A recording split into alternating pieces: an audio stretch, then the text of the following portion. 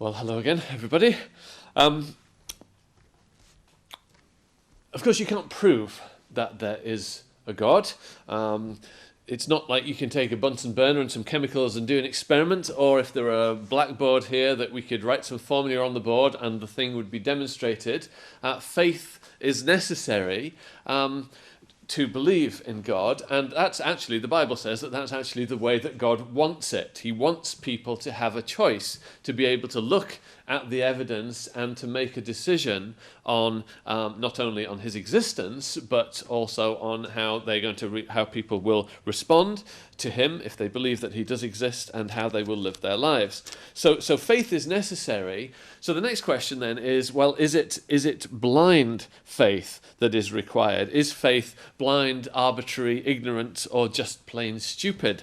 Well, not at all. God has given us all kinds of evidence, and it actually becomes a question of probability then, based on the evidence that we see, what seems to us, and everyone of course has to examine this for themselves, what seems to be the most likely explanation. And excuse me, you could see something about that point about evidence coming out from that psalm that we read together. The heavens declare the glory of the God, and the firmament shows his handiwork. Day to day utters speech. So it's as if the things around us in this world, whether we look up at the heavens or at the things here on the earth, they are speaking a message. They're saying something. What are they saying? Are they saying to us that it's all a huge accident, and that nothing means anything and everything means nothing?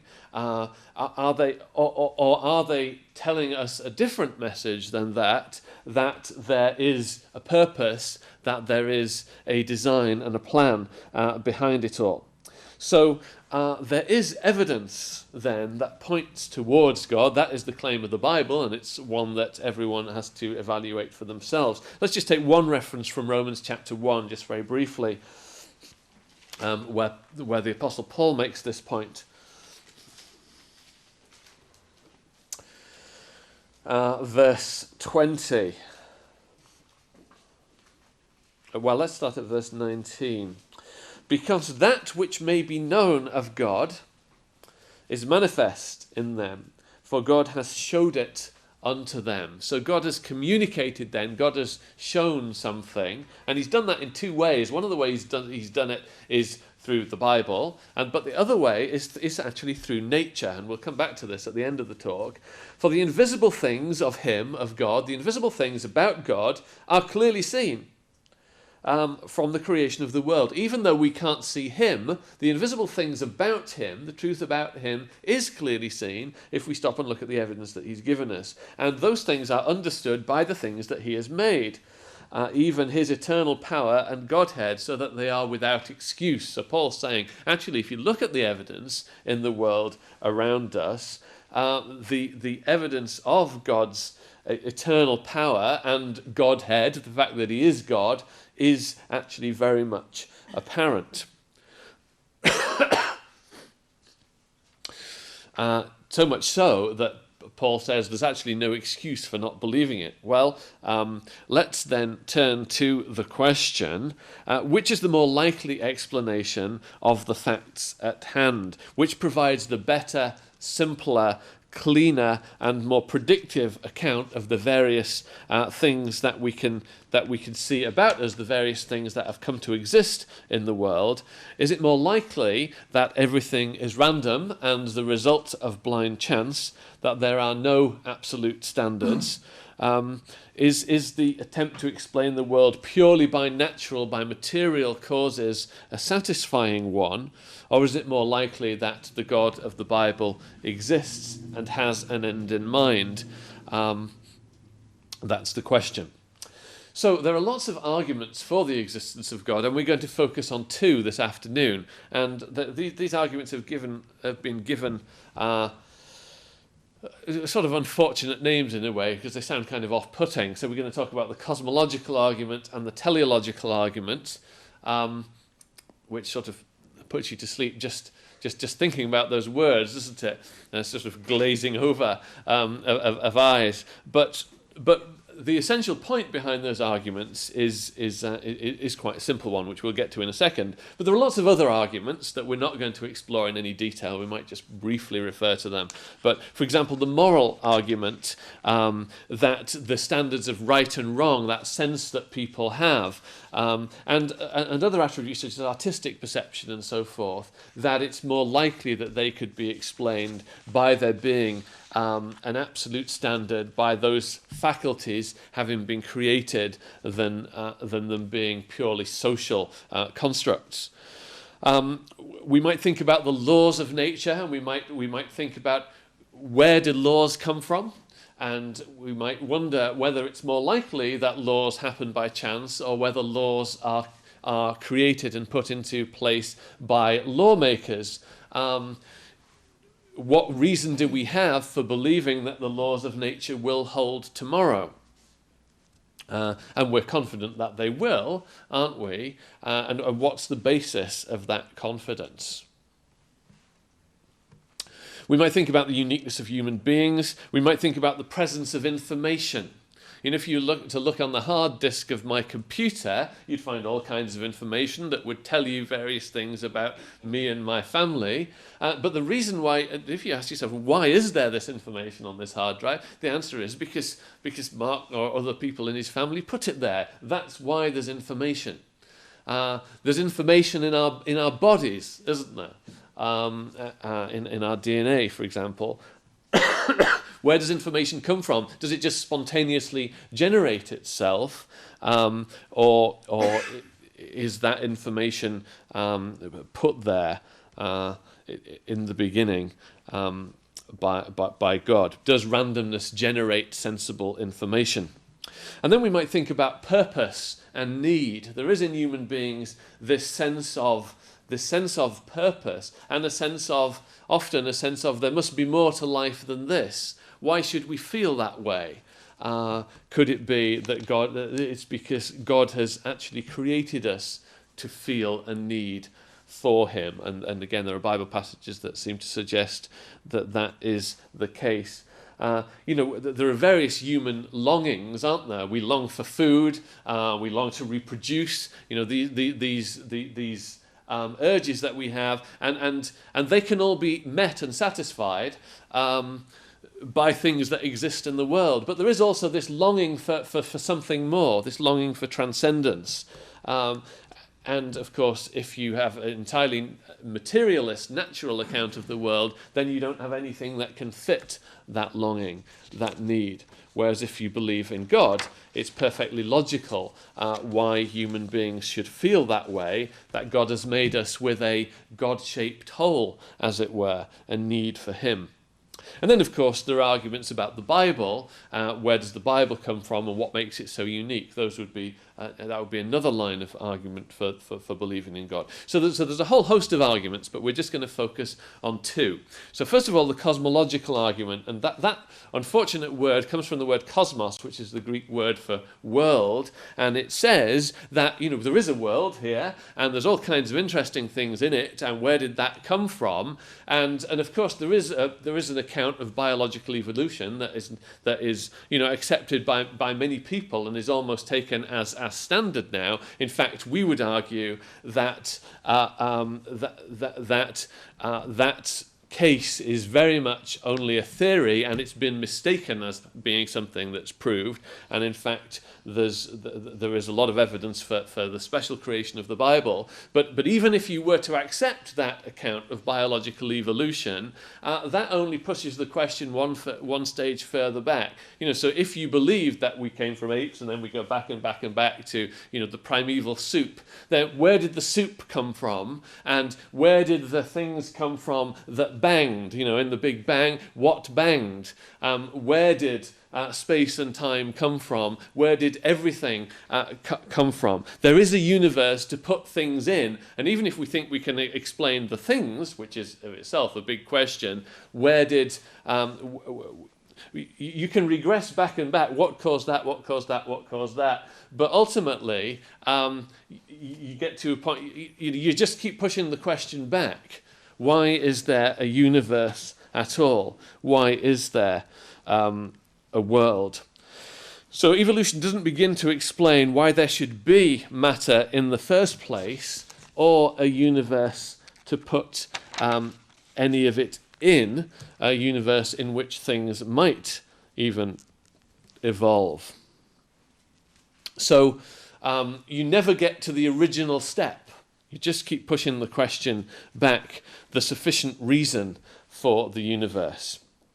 So the cosmological argument says that in order to create the world, you need to have something outside the world which could have set it in motion in the beginning, a sufficient reason. So there's a glass of water here on the desk, and the reason why there is a glass of water is because there are certain chemical properties of glass and certain chemical properties of water. So that's a material explanation of why there is a glass of water here. That would be the material cause. But then we could say, well, where did the hydrogen and the oxygen and whatever glass is made of, where did all that come from? And we could keep going back like that. But there is a material cause, isn't there, as to why there can be a glass of water. But there's also an efficient cause in that there was a factory somewhere which had a mould or whatever that actually made the glass of water. There was an efficient cause for it, but there's also a final cause, a purpose or a rationale for there being a glass of water here, and that's because someone thought I might have a cough or get dry while I'm talking, and so someone chose to put a glass of water here. There's a purpose behind it, isn't there? The whole scientific, the glass of water is not here, does not exist at all, and is not actually here right now on this desk for no reason, or for any kind of random explanation.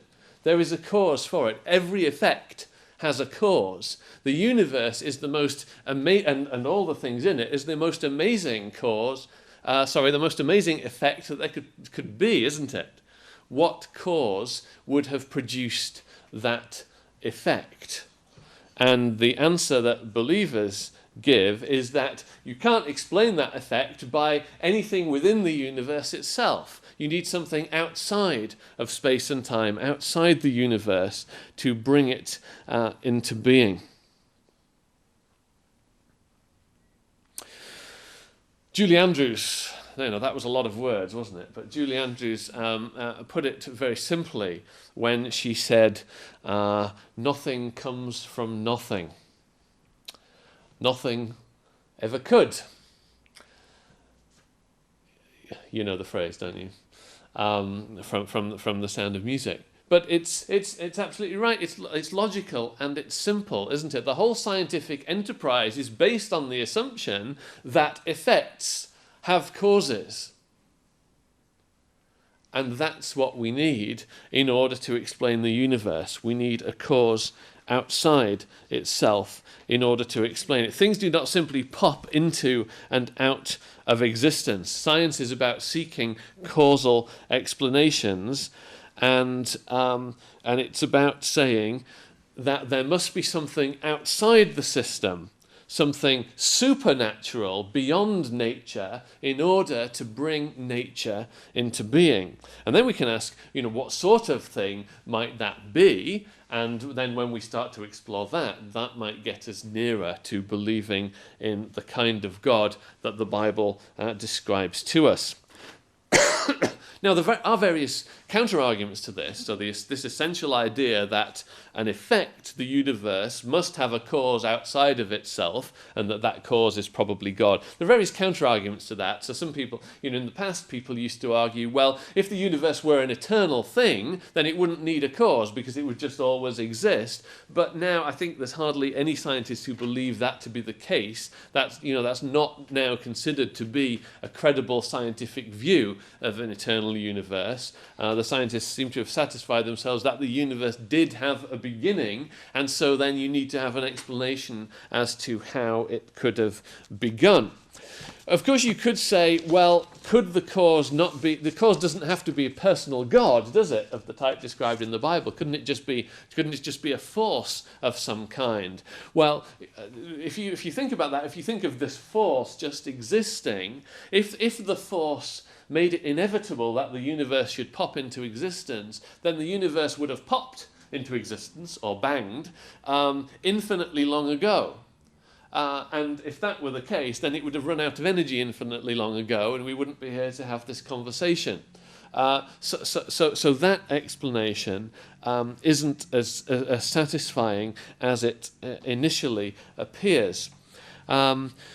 Similarly, people talk about, well, there could be an infinite number of universes, but again, there's no evidence for that whatsoever, and there's still no explanation of why the infinite number of universes should have come about in the first place. So effectively, we've taken the problem of one universe for which we need a cause, and we've made it infinitely bigger by positing that there should be an infinite number of universes. Let's then move on to, so just to conclude that, and this is just, I use this because I'm falling over my papers here. Someone put it like this: an unexplainable transcendent being is far easier to accept than an unexplainable material universe. So some people say, when you talk about things like this, some people say, well, what caused God, don't they? But that question completely misses the point, because the point is that we need something outside the system that is eternal and all-powerful, that is supernatural, in order to create the natural universe. And since God is by definition eternal and uncaused, then that's exactly what we need. So to ask what caused God is kind of a contradiction in terms, because if God exists at all in the form that the Bible describes, then he would by definition be uncaused. So an unexplainable transcendent being is far easier to accept than an unexplainable material universe. Because if all you've got is the material universe, then you need a material explanation for it, which there doesn't seem to be. Whereas the other way around, things are much easier, because that's exactly what you'd expect to find if there were a transcendent being. Now, what kind of God does that argument argue for? Well, it doesn't. That sort of cosmological argument doesn't get you all the way to the God of Abraham. We've posited that there is a need for a supernatural God who is probably more than an always existing force, but it doesn't get us all the way, as I say, to the God of the Bible. That brings us then to the second of the arguments that we're going to explore, the teleological argument. Now, that word, another mouthful, comes from the Greek word telos, which means the end, and it argues that the world appears to have come about with a particular end in view. Teleos, end. The world seems to have come about with a particular end in view, i.e. not to have developed randomly in some haphazard way, but for a particular end and purpose. In other words, it appears to be designed rather than random. Now, we know the difference between good design and bad design, don't we? You do sometimes wonder about that, I suppose, with some kinds of modern art. But, there's a difference between a junkyard, isn't there? Where, old scrap vehicles have just been dumped randomly, and something of intricacy and beauty that has been designed. We know the difference between a great painting and, the scribbles of my 4-year-old. There's a difference between those, isn't there? A difference of skill and practice and talent, perhaps. So, and the same, what this argument does is to apply the same thing to the universe. if we see around us something of incredible complexity and beauty and design, then that would suggest that there would be a designer. That, you can't just get a pile of paints and throw them, and that, I mean, I know there have been Jackson Pollock and so on, but there's a difference between, that's a different kind of art, isn't it? What you see is something in the world is something of incredible beauty and design, which speaks of a purpose, and it speaks of a great designer, and that's what this argument argues then. And in fact, the evidence for design in the universe has become stronger and stronger over the last few years. And that's as scientists have focused more on these cosmological questions of how did the universe come into being, and they've explored what conditions would need to exist.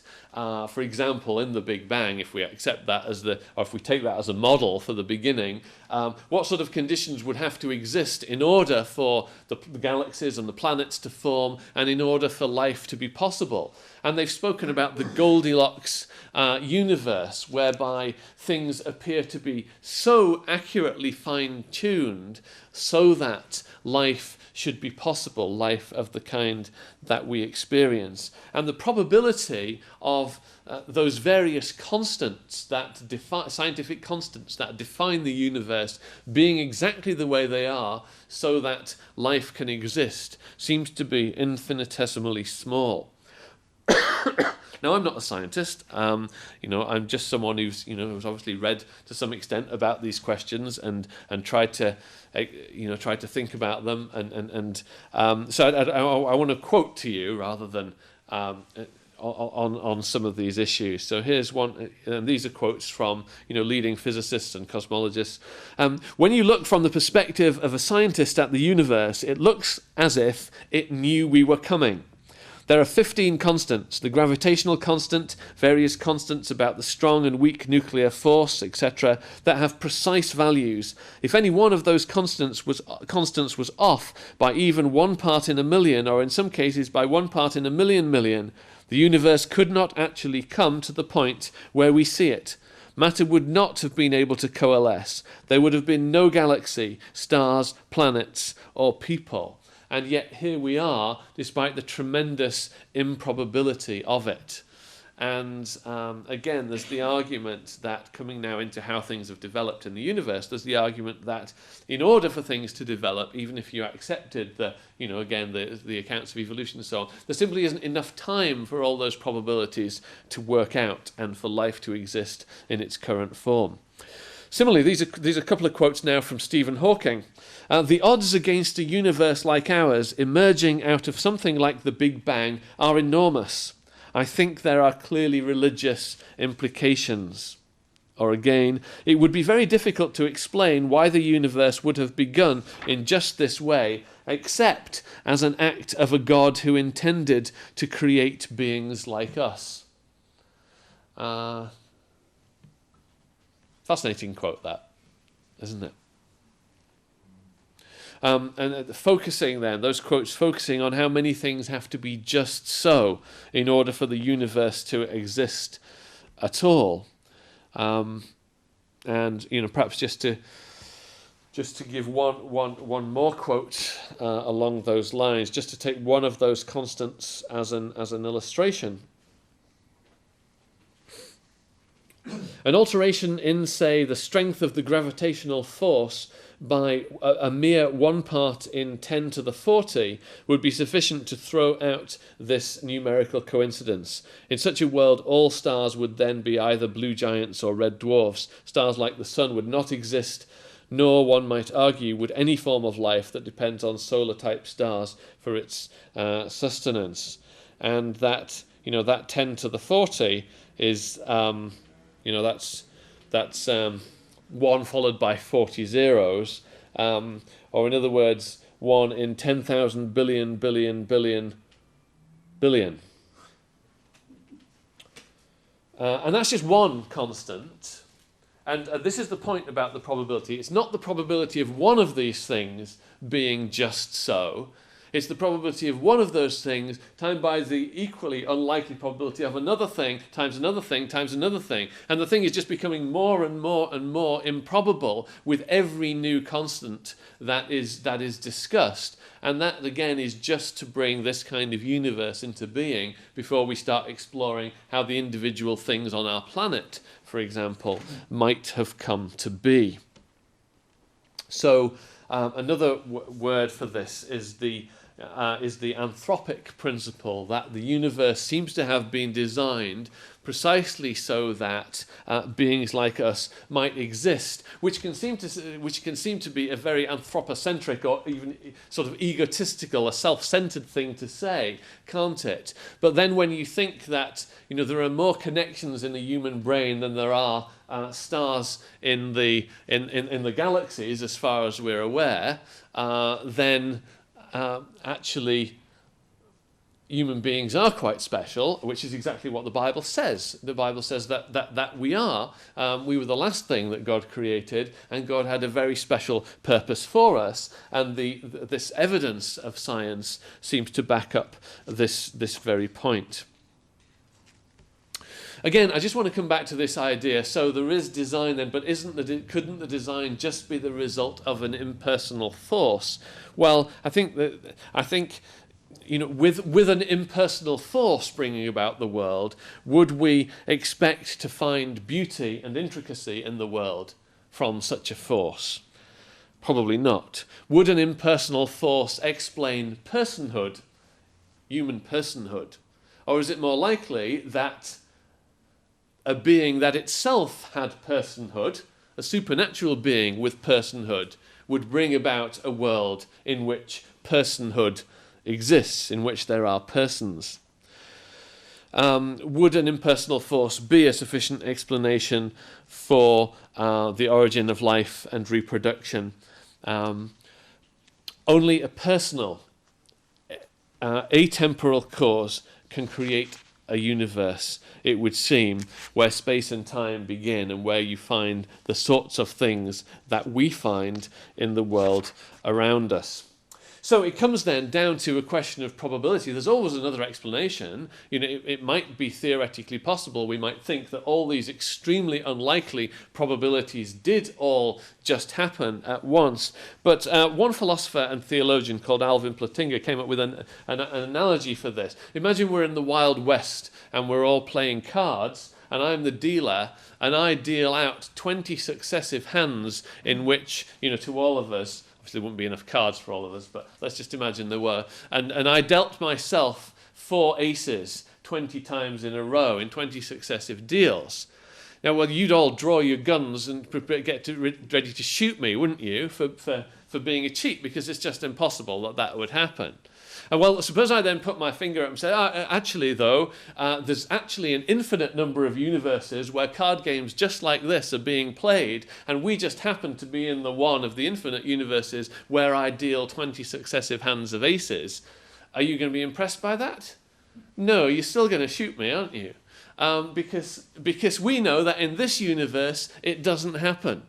And that's exactly the point. We're talking about something that is massively more unlikely than that I should deal 20 successive 4-ace hands. Well, let's we can move on to that then into making deductions from design. If we can accept the idea that there must be a designer for such a design as this to exist, then we might think, what kind of designer would that be? One who was infinitely creative, with an amazingly developed aesthetic sense, one with purpose, one who is lavish and extravagant in the best of senses, one who is tolerant of destruction but is not wanton, and so we could go on. And when we went on to consider ourselves and the potential that human beings have that separates us from the rest of the world around us, we might draw more conclusions from that about what God must be like. Let's just go briefly to Psalm 19, and then we'll wrap things up.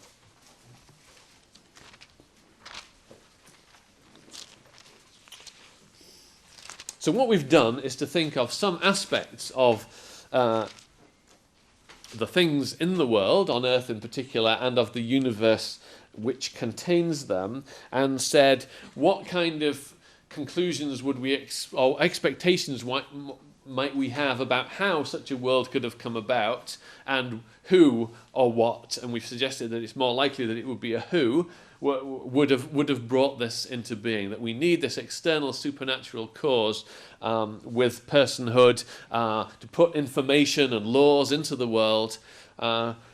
And we've hopefully seen that there's some logic to that, just from the starting point of looking at the world around us and seeing the evidence that there is. But that's not enough on its own. That only gets us halfway there. And to get us the rest of the way in learning about this God, we need his word, the Bible. And that comes out in Psalm 19. So the first half of the psalm, verses 1 to 6, is all about nature. It's all about the message that the creation or the world around us says about God. The heavens declare the glory of God, and the firmament shows his handiwork, uttering that speech and praise to him. But then in verse 7, the tone changes, and it says, "The law of the Lord is perfect, converting the soul. The testimony of the Lord is sure, making wise the simple." And now we get into moral education, don't we? Now we get into character. And in order to learn about that, we need something more than just standing outside and looking up at the stars or looking around at the trees and saying, where might a tree have come from? We actually need to open our Bibles. So God is speaking to us in both of these two ways. The creation tells us about God, but when we open his word, the Bible, the law of the Lord, we're no longer just learning about God as an all-powerful creator. We're learning about the Lord. And you notice how the name for God changes in verse 7, and then we have the Lord, or Yahweh, verse 7, the Lord, verse 8, the Lord, verse 9, the Lord. And I think it's 7 times in the rest of the psalm, God's special covenant name, which evokes his moral character. Not just his creative power, but now his moral character, what sort of a God he is brought out. And to learn about that, that's why he's given us the Bible, to complete the message. Now then, let's conclude by so we've suggested that it makes sense to argue that there must be this external supernatural cause who brought about who is the great designer and brought this world about. I'd like to just flip that on its head and say, Suppose then we accept the Bible's explanation that there is such a God, that the God of the Bible exists. What kind of a world would we expect to live in if that were so? If the God of the Bible exists, we would expect to find a world of order and consistency with set laws and patterns. Do we find that? Yeah, that's what we find, isn't it? We'd expect to find a world of astonishing beauty, vastness, and complexity. Do we find that? Yes, we do. We'd expect there to be fine-tuning so that the world would be suited for life, and yes, we find that. We'd expect to find a home where God's creatures, and in particular men and women, could exist, and we do find that. We'd expect to find a world containing free agents, humans, with tremendous capability, intellectual, creative, relational, spiritual. Yes, we find that. We'd expect there to be a sense of morality and responsibility amongst those humans. We find that too. We'd expect to find the demise of harmony in society when God is rejected. We find that too. We'd expect to find humans with a massive conundrum at their core. They're like the animals, and yet they have the potential for so much more. Yes, that's what we find as well. And we could go on like this. We'd expect to find humans with an inability to find ultimate satisfaction in the material, in the purely material. Because if the God of the Bible exists, then that's telling us that there is more than the material about us. And that's what we find, isn't it? It's exactly what we find. The theory, or the hypothesis that the God of the Bible exists, drives the data. It fits the facts of what we find when we look around at the universe. We'd expect to find the possibility of deeply fulfilling relationships with others and with God.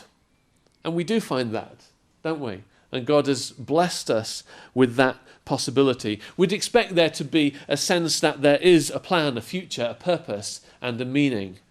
And that is exactly what we find. By contrast, if we start with the assumption that nature is all that there is, and that mutation and natural selection are the whole show, that the universe is, as C.S. Lewis put it, a senseless contortion upon the face of idiotic matter, then we'd expect to find none of those things.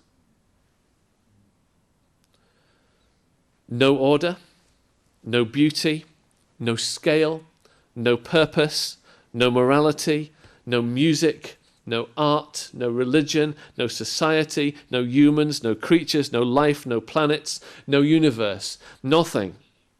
It's possible that this astonishing something of which we're a part is really a nothing, that it has no meaning and that it's going nowhere other than a sticky end when the sun finally runs out of energy, that it's just a random fluctuation in infinity. It's possible to believe that this great nothing came from nothing, but it seems hard to imagine a less convincing explanation.